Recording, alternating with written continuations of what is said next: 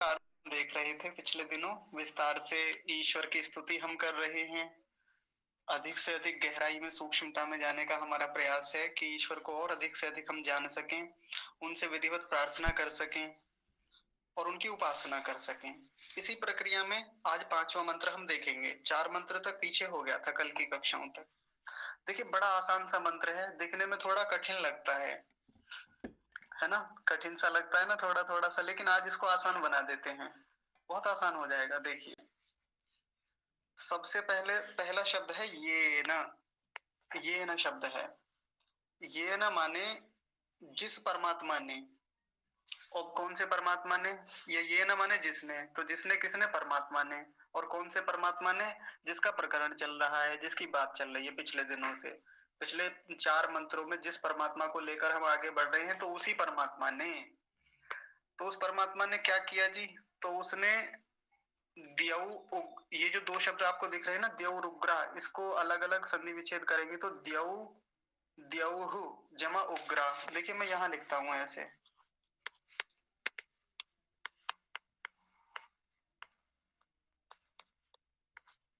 ऐसे बनेगा द्यौहु जमा उग्रा, तो द्यौ और उग्रा बन जाएगा उनसे मिलकर। तो उस परमात्मा ने क्या किया? ये उग्र शब्द को देखिए। सबसे पहले जो उग्रा शब्द है, उग्र, जब हमारे मन में कभी उग्र शब्द आता है तो उग्र शब्द आते ही हमारे मन में कैसा भाव आता है? कोई व्यक्ति बहुत ज्यादा आक्रोशित है, बहुत गुस्से वाला है, बहुत तीक्ष्ण स्वभाव वाला है, उसका स्वभाव बड़ा तीखा है, ऐसा आता है ना? तो बस इस उग्र शब्द का मतलब भी यहाँ वही है, बहुत तीखा, एकदम ऐसा जिससे दृष्टि ना मिलाई जा सके, जिसके भीतर बहुत चमक है, तेज है, ऐसा तीखा। तो उग्र का मतलब हो गया जो तीक्ष्ण स्वभाव वाला है। और क्या है तीक्ष्ण स्वभाव वाला? तो ये शब्द देखिए द्यौहु। द्यौहु का मतलब है द्युलोक। आप द्युलोक समझ सकते हैं, जिसमें सूर्य आदि लोक रहते हैं, जिसमें सूर्य आदि ग्रह उपग्रह रहते हैं। और कैसे? उग्र स्वभाव वाले। सूर्य का स्वभाव कैसा होता है? उग्र होता है। बाकी ग्रहों का स्वभाव हम देखें, उनको देखते ही पता चलता है कि हाँ बड़े अच्छे स्वभाव वाले हैं, उन पर ज्यादा कोई उतनी उष्णता नहीं है, गर्मी नहीं है, बहुत शीतलता नहीं है। हाँ किसी किसी पर बहुत शीतलता भी है, लेकिन सूर्य जैसे ग्रहों को देखें तो उन पर क्या है? बहुत बहुत अधिक गर्मी है। ऐसी गर्मी है कि जिस तक पहुंचना इतना आसान नहीं है, जिससे दृष्टि मिलाना तक आसान नहीं है, वो इतना उग्र है। उसका स्वभाव, उसका स्वरूप, उसको बाहर से देखें तो उसका रूप कैसा है? बहुत तीक्ष्ण है, तीखा है, बहुत चुभने वाला है, ऐसा। और द्युलोक किसे कहते हैं? द्युलोक उसको कहते हैं जिसमें ये सभी लोग रहते हैं, ये सूर्य आदि ग्रह उपग्रह रहते हैं, उस सब सारे को मिला के कहा जाता है कि ये द्युलोक होता है। तो ये उग्र स्वभाव वाला द्युलोक। च को पहले ले आएंगे यहाँ। च माने और क्या? तो और पृथ्वी। ये जो पृथ्वी है, पृथ्वी कौन सी? जिस पर हम रहते हैं या जिस पर भी मनुष्य आदि प्राणी रहते हैं, वो सभी पृथ्वियां ले लेंगे।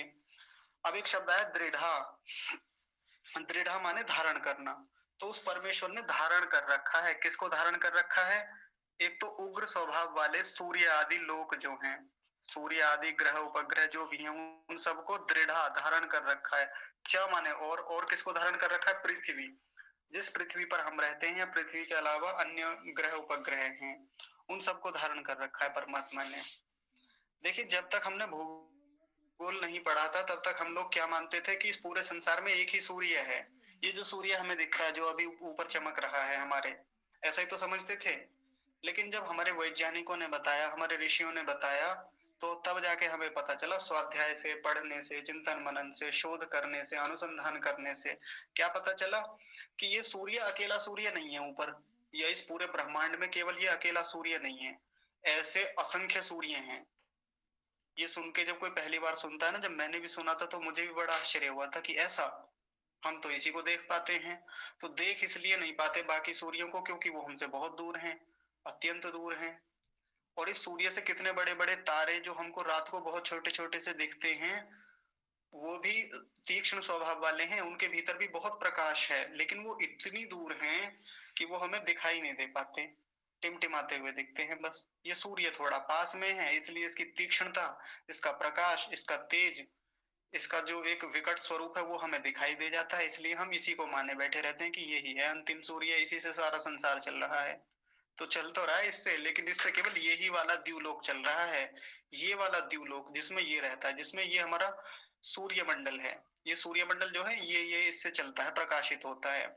तो परमात्मा ने इस सूर्य को धारण कर, इस सूर्य या बाकी सूर्य जितने भी हैं सबको ले लेंगे, सभी सौरमंडल, उन सबको, जो भी तीक्ष्ण स्वभाव वाले ग्रह हैं, जिनके भीतर खूब आग है, गर्मी है, जिनके भीतर बहुत तेज है, ताप है, तीक्ष्णता है, उन सबको क्या कर रखा है, दृढ़ धारण कर रखा है। और साथ में क्या कर रखा है, पृथ्वी को धारण कर रखा है। अब हम सब लोग ये सोचते हैं कि ये वाली जो पृथ्वी है जिस पर हम रहते हैं, जिस पर 200 के लगभग देश हैं, बस यही पृथ्वी है, इसके अलावा भला मनुष्य कहीं और भी रहते होंगे? और तो नहीं रहते होंगे कहीं, ऐसा हमारा विचार रहता है ना कई बार। और इसको लेके हम लोग ये सोचते हैं, आज मैं आपको एक बहुत कमाल की बात बताता हूँ। जैसे मान लीजिए मेरी किसी व्यक्ति से बात हुई और कुछ दिन में घनिष्ठ संबंध हो गया उससे मेरा, खूब बढ़िया से संबंध, मन मिल गया, विचार मिल गए। तो विचार मिलने के बाद में पता है कुछ दिनों बाद क्या एक दूसरे से कहते हैं हम? जैसे मैंने कहा किसी से कि देखिए आपसे मेरा स्वभाव कितना मिलता है, जरूर हम कभी ना कभी पिछले जन्म में हमारा कोई ना कोई संबंध रहा होगा, और हमारा, हमने ना कहीं साथ में जन्म लिया होगा इसी पृथ्वी पर ही, हम कहीं ना कहीं इसी देश में जन्मे होंगे, इस देश से हमारा कितना लगाव है, पीछे कभी ना कभी जन्म हुआ होगा, बिल्कुल हुआ होगा, निश्चित सी बात है कि यहाँ इस पृथ्वी पर हमारे या इस देश में जन्म हुआ होगा। लेकिन अभी हमें अपनी दृष्टि को थोड़ा व्यापक करने की आवश्यकता है। आवश्यक नहीं है कि हमारा पिछला जन्म यहीं हुआ हो, या जिस व्यक्ति के साथ हमारे विचार मिल रहे हैं यहीं हुआ हो। ऐसी असंख्य पृथ्वियां हैं, असंख्य, जहां मनुष्य आदि प्राणी रहते हैं, होने की संभावना है, या जिसको हमारे शास्त्र स्वीकार करते हैं कि ऐसा कोई अकेला ये ग्रह नहीं है जिस पर मनुष्य रहते हैं या जीव रहते हैं। और आज का विज्ञान भी कहता है इस बात को। तो वो तो 10 के ऊपर 11 पावर लगा के उतनी गैलेक्सियां मानता है, 10 के ऊपर 11 पावर लगा दीजिए, 10 के आगे 11 जीरो लगा दीजिए, इतनी तो गैलेक्सी बताता है वो पूरे ब्रह्मांड में, आज का विज्ञान। सोचिए इतनी बड़ी गैलेक्सी जिसमें असंख्य सौर मंडल होते हैं, उन सौर मंडलों के भीतर कितनी सारी पृथ्वियां रहती हैं, हम कल्पना भी नहीं कर सकते उन सब चीजों की। तो सोचिए जिस व्यक्ति को लेके हम ये कह रहे थे कि तेरा मुझसे है पहले का नाता कोई, यूं ही नहीं दिल लुभाता कोई, है ना? जरूर आपका और हमारा संबंध रहा होगा इस देश में, इस पृथ्वी पर, या कैसे भी करके। तो कितनी पृथ्वियां हैं, असंख्य जीवात्माएं हैं, तो कहाँ किससे संबंध रहा होगा कुछ नहीं कहा जा सकता। असंख्य पृथ्वियां, असंख्य आत्माएं, असंख्य, मतलब अनंत दूर तक फैला हुआ ब्रह्मांड, इतने सारे लोग, इतने सारे ग्रह, इतने सारे उपग्रह, इतने सारे धूमकेतु, तारामंडल, नक्षत्र, कितना कुछ विस्तार है इस पूरे ब्रह्मांड में। तो उसको परमात्मा ने क्या कर रखा है, धारण कर रखा है जी। इतने बड़े ब्रह्मांड को सारे को ले लेंगे। यहाँ तो मुख्य रूप से दो को बताया, एक तो जिनमें तीक्ष्ण स्वभाव है और एक जिनमें तीक्ष्ण स्वभाव नहीं है, उनको धारण कर रखा है। और कुछ गोलू क्या कहते हैं, भगत के वश में है भगवान। जिस परमात्मा ने इसने बड़े, इतने बड़े संसार को वश में कर रखा है, नियंत्रित कर रखा है, धारण कर रखा है, चलाता है, संचालन करता है, उसको कोई बेवकूफ आता है और वो उस परमात्मा को वश में कर लेता है अपने, उससे चाहे अपनी खेती करवाता है, उस परमात्मा से जो चाहे वो करवा रहा है। ऐसी बहुत सारी पौराणिक कहानियां मिल जाएंगी। मैं तो बचपन में इन्हीं को सुन सुन के बड़ा हुआ।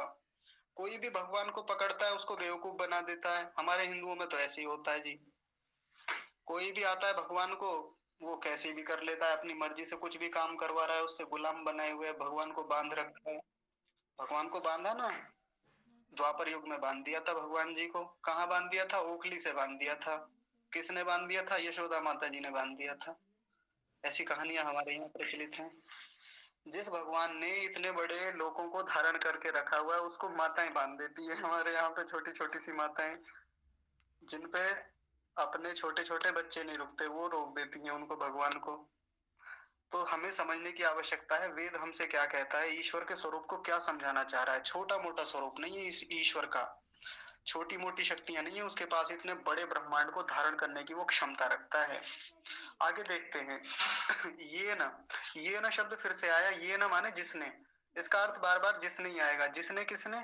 उसी परमात्मा ने। स्वह, स्वह शब्द गायत्री मंत्र में भी आया था, और गायत्री मंत्र में इसके कई अर्थ बताए जाते हैं। तो एक जो अर्थ होता है वो सुख भी होता है, या सुखों को देने वाला, सुख स्वरूप भी कहते हैं। तो यहाँ स्वह शब्द से हम अर्थ लेंगे सुख। तो उस परमात्मा ने, ये ना माने उस परमात्मा ने, या जिस परमात्मा ने, स्व माने सुख को, स्तभितम, स्तभितम शब्द है ना, स्तभितम का मतलब भी यही है, धारण करना।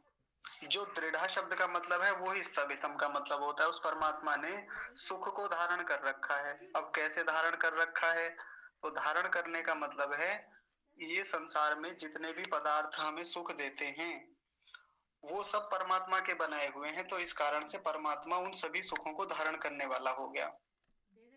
जो भी सुख हमें इंद्रिय सुख मिलते हैं, भौतिक साधनों से, भौतिक ऐश्वर्यों से हमें सुख प्राप्त हो रहे हैं, किसी भी प्रकार के ले लीजिए, तो वो सब कौन देता है? परमात्मा हमें देने वाला है। ये इसके अलावा आगे भी एक सुख की बात होगी, पहले तो इन्हीं सुखों की बात कर लें जो भी भौतिक सांसारिक सुख हमें मिलते हैं। यहाँ उन्हीं की बात है, ये जो स्व शब्द है, तो उनको धारण करने वाला, उनको देने वाला कौन है? वही परमेश्वर है। कैसे देता है उन सुखों को? तो देखिए, जब हमें भूख लगती है तो भूख लगने से हमें दुख होता है, सबको होता है, संसार के प्रत्येक प्राणी को भूख भी लगती है, दुख भी होता है भूख लगने से। उस भूख से निवृत्ति के लिए, उस भूख से छुटकारा पाने के लिए जब हम भोजन करते हैं तो भोजन करने से सुख होता है, सबको होता है। प्यास लगी, दुख हुआ, पानी पी लिया, सुख हुआ। तो भूख लगी, भोजन किया, भोजन करने से सुख हुआ, तो ये जो भोजन करने से जो सुख हुआ, इस सुख को देने वाला कौन है? यानी वो भोज्य पदार्थ बनाने वाला कौन है? परमेश्वर। तो उससे जो सुख प्राप्त हुआ उसका धारण करता कौन हुआ? उस सुख को धारण करने वाला, देने वाला, वो परमेश्वर ही हुआ, वो ही देता है। इसके अलावा आप सभी प्रकार के सुखों की कल्पना कर लीजिए, जो भी हमें इस संसार में सुख प्राप्त होते हैं, किसी भी रूप में होते हो, चाहे वो एक आंतरिक सुख भी तो होता है ना, ये तो हो गए बाह्य सुख जो हमें इंद्रियों से प्राप्त होते हैं। एक मानसिक सुख भी तो होता है ना, आत्मिक सुख होता है जो भीतर से मिलता है, आनंद की अनुभूति होती है, प्रसादन होता है जिसको प्रसादन कहते हैं। पिछले दिनों बड़ी चर्चा प्रसादन को लेके हुई। तो ये प्रसादन, ये सुख, ये सब परमेश्वर ने धारण कर रखा है, और जो लोग उसकी सन्निधि में रहते हैं, जो उसकी छाया में रहते हैं, उनको वो परमेश्वर प्रदान करता है। क्यों? क्योंकि उसके पास भरपूर है, उसने उसने धारण कर रखा है, उसके पास कोई कमी नहीं है उन सुखों की। आगे देखिए, ये ना कह, ये न माने जिसने, और ना कह शब्द को अभी समझेंगे। उस परमेश्वर ने और भी कुछ धारण कर रखा है, तो उसने ना कह, नाक, इस शब्द को देखिए, परमेश्वर ने नाक को धारण किया हुआ, नाक। अब आप सोचेंगे नाक को कैसे धारण किया हुआ है? तो ये वाली नाक नहीं जो हमारे चेहरे पर होती है। तो इस, हाँ ऐसे देख लीजिए। हाँ, नाक कहते हैं मोक्ष को, बस इतना समझ लीजिए आप। न जमा अकह, शायद ऐसा इसका संधि विच्छेद होगा, न जमा अकह। तो अकह शब्द से तात्पर्य है दुखों से, और न माने नहीं, जहां दुख ना हो। और जहां दुख नहीं होते उस स्थिति को क्या कहा जाता है? मोक्ष कहा जाता है, मुक्ति कहा जाता है। और वही हमारे जीवन का अंतिम लक्ष्य होता है, ये आप सब जानते हैं। अंततः तो हमें उसी सुख को, उसी को प्राप्त करना है, उसी मुक्ति में जाना है। तो नाकह शब्द का मतलब भी मोक्ष हो गया। तो परमेश्वर ने उस मुक्ति को भी धारण किया हुआ है। देखिए, एक तो सुख को धारण किया हुआ है, कौन सा सुख? जो हमें सांसारिक सुख मिलते हैं किसी भी प्रकार के। और किसको धारण कर रखा है परमेश्वर ने? मोक्ष को धारण कर रखा है, मुक्ति को। अब मुक्ति को कैसे धारण कर रखा है? तो जब भी जीवात्मा अपने पुरुषार्थ से, अपने प्रयत्न से, अपनी साधना से, अपनी एकाग्रता से, अपनी समाधि से, इस संसार के जितने भी क्लेश उसने अर्जित किए, जितने भी कुसंस्कार अर्जित किए, जितनी भी अविद्या भी उसके भीतर है, उन सबको नष्ट कर देता है, क्षीण कर देता है, तनु कर देता है। तो वो ऊंची स्थितियों में पहुंचता है, ध्यान की ऊंची ऊंची स्थितियों उसे प्राप्त होती हैं। उन सब के बाद आत्मा का साक्षात करता है, फिर परमेश्वर का साक्षात्कार करता है, और सबसे अंत में क्या होता है? मुक्ति होती है उसकी, जिसकी चर्चा पिछली कक्षाओं में खूब हुई। तो जो मुक्ति हमें होती है, ये ना कह, ये जो ना कह शब्द देख रहे हैं, ये वाली जो मुक्ति है, मोक्ष है, इसको देने वाला तो वही परमेश्वर है। जीवात्मा अपने सामर्थ्य से इस ना कह को नहीं पा सकता कभी भी, क्योंकि परमेश्वर ने उसे धारण कर रखा है, परमेश्वर ही दे सकता है इसको। और ना कह जो है वो मुक्ति तो है ही। मुक्ति का एक दूसरा भी अगर हम पर्यायवाची करें तो वो होता है अमृत या आनंद। तो उस परमेश्वर ने उस आनंद को भी धारण कर रखा है। और वो जो मुक्ति का आनंद है वो साधारण आनंद नहीं है कि हमें ऐसे ही संसार में प्राप्त हो जाएगा। संसार की कोई भी वस्तु इस आनंद को नहीं दे सकती, इस मुक्ति को नहीं दे सकती, इस सुख को नहीं दे सकती। जो भी सुख हमें मुक्ति में जाके होता है, और वो किसने धारण कर रखा है? परमेश्वर ने, वही दे सकता है। इसलिए यहाँ इस मंत्र में परमेश्वर की स्तुति चल रही है कि हे परमेश्वर, आपने इतना कुछ धारण कर रखा है जिसकी हम कल्पना भी नहीं कर सकते। हम अपने जो हमारे पिताजी हैं उनके पास बहुत सारी संपत्ति होती है। हमें जैसे जैसे बड़े होते रहते हैं तो शुरू शुरू में बच्चे को यही लगता है कि मेरे पिताजी तो काफी जानते हैं। धीरे धीरे पता चलता है कि मेरे पिताजी तो कुछ नहीं जानते। और बड़ा होता है ना, जब वो खुद गृहस्थ में जाता है तब उसको पता चलता है कि हाँ, सच में मेरे पिताजी के पास तो बहुत कुछ है जो मेरे पास है ही नहीं अभी तक। ऐसे ही जब हम परमेश्वर को, परम पिता को देखते हैं तो पता चलता है अभी तक तो उतना सामर्थ्य हमारा नहीं था, उतना ज्ञान नहीं था, स्वाध्याय नहीं था, तो पता ही नहीं था परमेश्वर के पास इतना कुछ भी है, उसने इतना कुछ धारण करके रखा हुआ है। लेकिन जैसे जैसे स्वाध्याय करते हैं, हमारा चिंतन मनन बढ़ता है, परमेश्वर की छाया में आते हैं, सन्निधि में आते हैं, तो पता चलता है कि इतना कुछ धारण कर रखा है, इतना कुछ लिए बैठा है वो। और जो पिताजी इतना कुछ लिए बैठे थे, तो हम जो युवावस्था में जब हम पहुंचते हैं ना, तो हमारा पिताजी के प्रति विद्रोह होता है। हम पिताजी की बहुत सारी बातों को अनसुनी करते हैं कि पिताजी को जब देखो ये हमें टोकते रहते हैं, रोकते रहते हैं हर चीज से, बाहर मत जाओ, ये मत करो, वो मत करो, ऐसा करते हैं ना। और एक समय के बाद जब हम 30-35 साल के होते हैं ना, तब जाके समझ में आता है कि पिताजी क्यों टोकते थे, क्यों रोकते थे, क्यों आदेश देते थे, क्यों आज्ञाएं करते थे। पिताजी के पास तो बहुत सामर्थ्य है, बहुत कुछ अनुभव है उनके पास, बहुत नॉलेज है। ये बात तब जाके समझ में आती है जब हम पिता बनते हैं, है ना। पहले तो पिता मजाक लगता है, पहले तो पिता हमें विद्रोही किस्म का लगता है। पिता के प्रति विद्रोह होता है हमारा बहुत अधिक। कहीं जाने नहीं देते, खेलने नहीं देते, किसी से मिलने नहीं देते, किसी से बात नहीं करने देते, अपनी मर्जी से कुछ नहीं करने देते। मैं वहां जाना चाहता हूँ, रोकते हैं।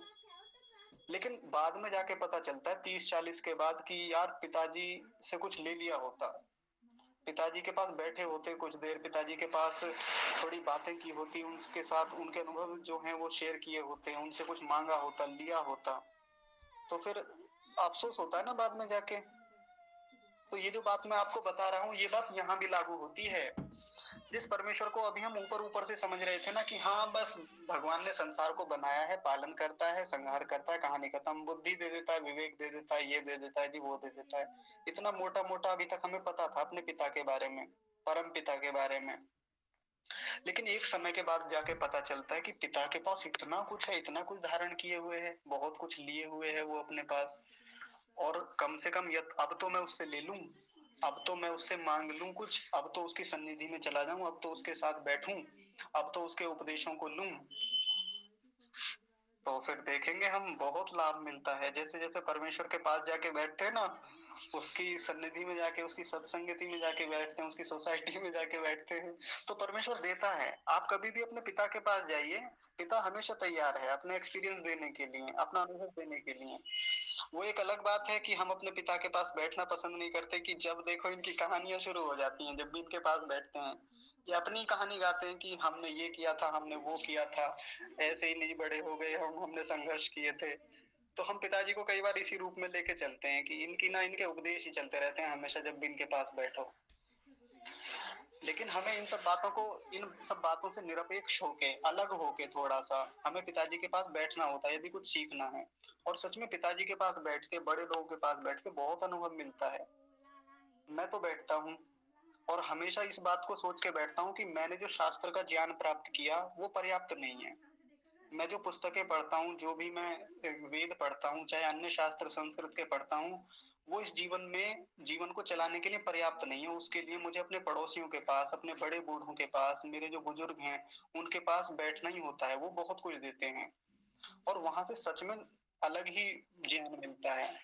नहीं तो कई बार पता है क्या होता है, अच्छा आप मुझे सिखाएंगे मेरे पास तो, मतलब मुझे सिखाएंगे मुझको, ऐसा बना रहता है ना कई बार मन में। तो इन सब अहंकार की भावनाओं से दूर होके हमें उन बड़े लोगों के पास बैठना चाहिए। और उन सब बड़े लोगों में कौन सबसे बड़ा है, तो वो है परमेश्वर, जिसके पास बहुत अनुभव है, बहुत ज्ञान है, बहुत विद्या है। उसके पास बैठें, और उसके पास बैठेंगे तो बहुत कुछ मिलेगा। जैसे अभी हमारी कक्षा में आचार्य प्रदीप जी हैं, है ना। तो आचार्य जी से मेरी जब भी बात होती है ना तो आचार्य जी हमेशा मुझे प्रेरणा करते हैं, मतलब मुझे बहुत बहुत कुछ उपदेश करते हैं, वो सिखाते हैं।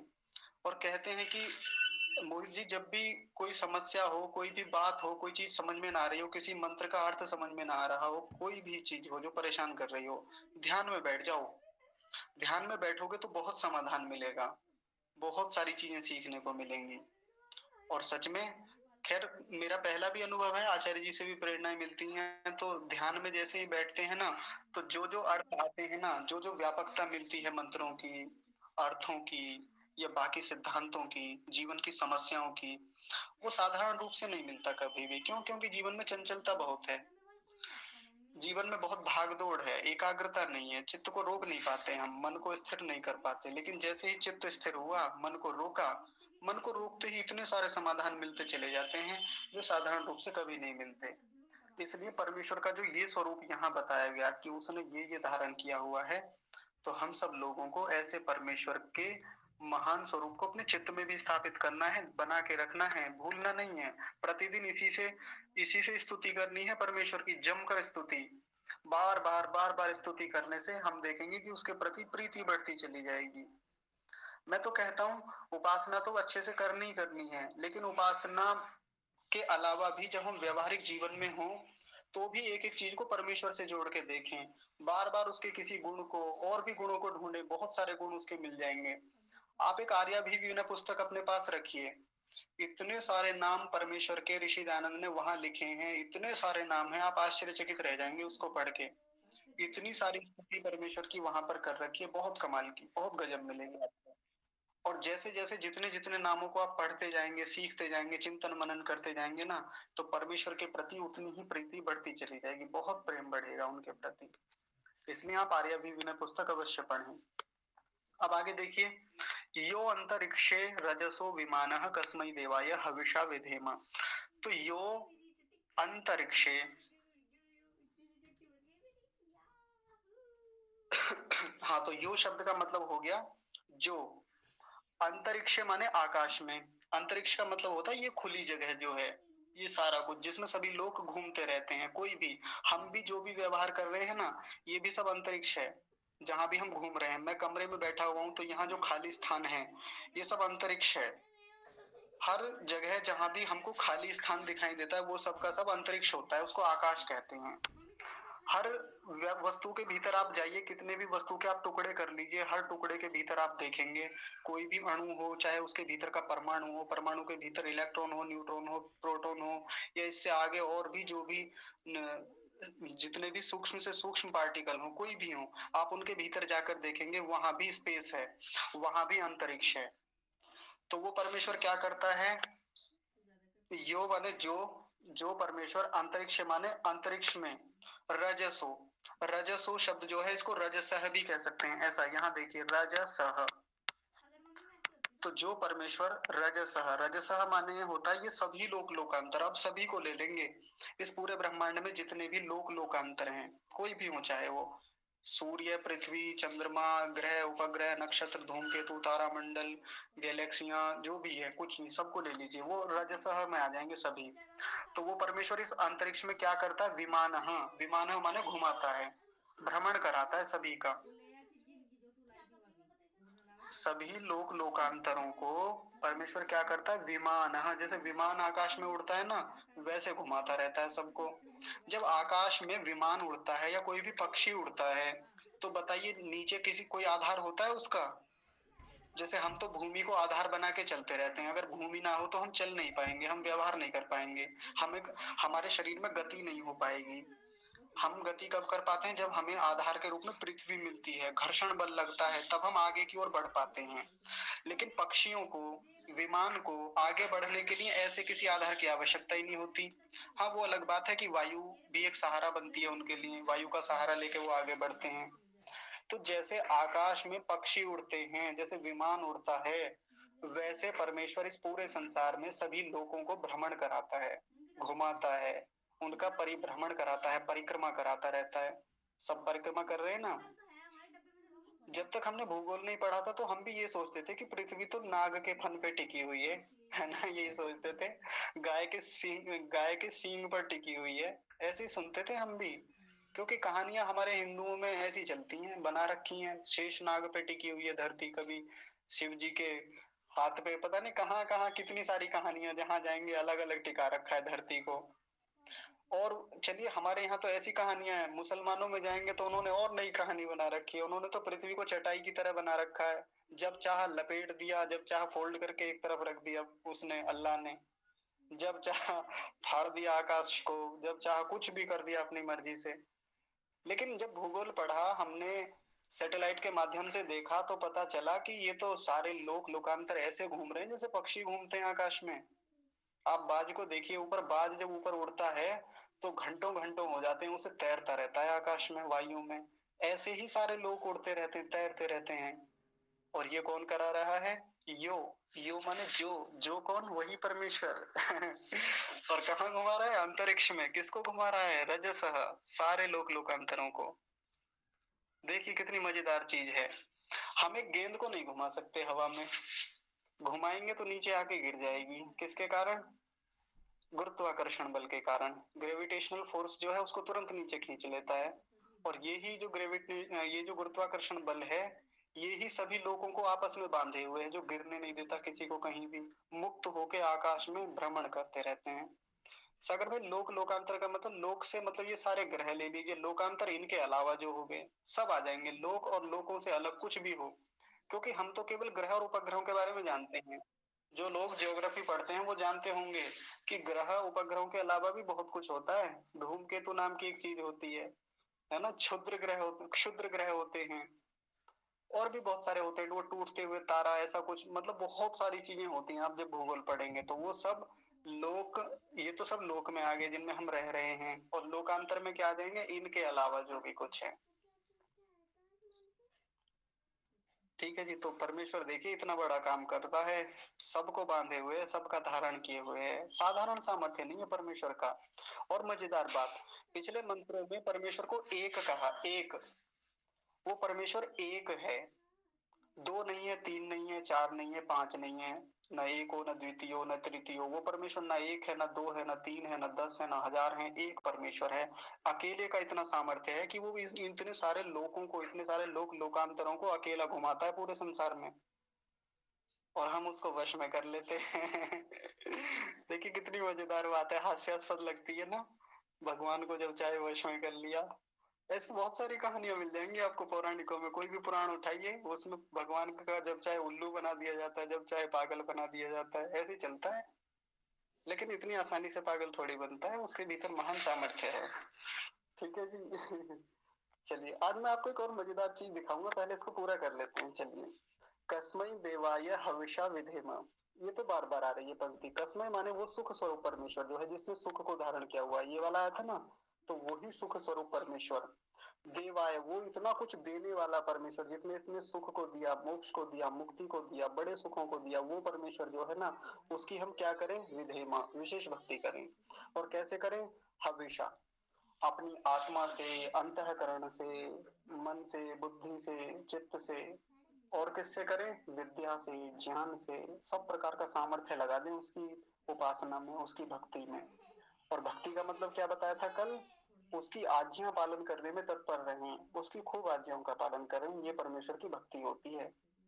केवल राधे राधे राधे राधे, पूरा दिन राधे राधे राधे राधे चल रहा है, माला लेके घूम रहे हैं, ओम ओम ओम ओम, या 1.25 लाख गायत्री का अनुष्ठान कर रहे हैं, या कि जी मुझे पूरा एक अश्वमेध पर्यंत अश्वमेध यज्ञ करना है, मुझे राजसूय यज्ञ करना है, 8 घंटे का व्रत लिया हुआ है जी, इतने दिन का व्रत लिया हुआ है, ये कर रहे हैं, वो कर रहे हैं। ये भक्ति नहीं है। परमेश्वर की भक्ति तब मानी जाएगी, और उसमें भी विशेष भक्ति तब है जब हम उसकी आज्ञाओं का भी पालन करें। उसने इतना कुछ जो हमें आदेश दिए हैं, इतनी सारी बातें बताई हैं, हम लोक में कैसे रहें, कैसे हमारे व्यवहार हों, हम कैसे उन्नति को प्राप्त हों, हम कैसे अपनी उन्नति करें, कैसे परोपकार करें। जब हम उसकी इन वेद की शिक्षाओं को मानेंगे, उसके आदेश को मानेंगे, तब जाके उसकी विधेयमा, उसकी विशेष भक्ति हो पाएगी। ठीक है जी। तो इस भूल में ना रहे कि मैंने तो राष्ट्र के लिए इतने काम किए, मैंने तो इतना परोपकार किया, मैंने तो इतना दान किया। ये सब सहायक अंग हैं वहां तक पहुंचने में। आगे के जन्मों को ठीक करने के लिए ये लोकोपकार के काम, उपकार के काम, परोपकार के काम बहुत अच्छे हैं। लेकिन अपने कल्याण के लिए जिया गया जीवन ही सर्वश्रेष्ठ जीवन है। बहुत बड़ी बात बता रहा हूं मैं, जो बार बार कही मैंने। अपने कल्याण के लिए जिया गया ही जीवन ही सर्वश्रेष्ठ जीवन है, इसके अलावा लोकोपकार के लिए जिया गया जीवन तो गौण है। अच्छा है, वो भी करना चाहिए, लेकिन अपने कल्याण के लिए विशेष हमें प्रयत्न करना चाहिए। और अपने कल्याण के से जब जो जीवन हमारा तैयार होता है, दूसरों के कल्याण का हेतु तो वो स्वयं ही बन जाता है। चलिए, तो मंत्र पूरा हो गया, एक बार मोटा मोटा बस जल्दी जल्दी देख लेंगे, फिर आगे बढ़ते हैं। ये न माने जिस परमेश्वर ने द्यौ उग्राहा, द्यौः उग्रा, ये उग्र स्वभाव वाले, ये तीक्ष्ण स्वभाव वाले, ये तेज वाले जो सूर्य आदि लोग हैं उनको, च माने और, पृथ्वी माने जो पृथ्वी है उनको दृढ़ धारण किया हुआ है। ये न माने जिसने, स्व माने सुख को, जिस परमेश्वर ने सुख को धारण किया हुआ है, जो भी संसार में सुख मिलते हैं। और क्या किया हुआ है, ये न माने जिसने, ना कह माने मोक्ष को, मुक्ति को, दुख रहित स्थितियों को धारण किया हुआ है, जहां दुख है ही नहीं उसको धारण किया हुआ है। यो अंतरिक्ष, जो परमेश्वर अंतरिक्ष में, खुले आकाश में, ये जो भी खाली स्थान है उसमें, रजस माने लोक लोकांतरों को, विमान माने भ्रमण कराता है, घुमाता है, चक्कर लगवाता है, कसमई उस सुख स्वरूप, देवाय माने उस देवता की, हविषा माने आत्मा और अंतःकरण रूपी सामग्रियों से, विधिम माने विशेष भक्ति करें। तो ये यहाँ पर इस मंत्र का अर्थ पूरा होता है। यदि किसी को इसमें से यहाँ तक कुछ पूछना है या कुछ विशेष किसी का चिंतन हो, कोई बात कहनी हो, तो आप बताइए।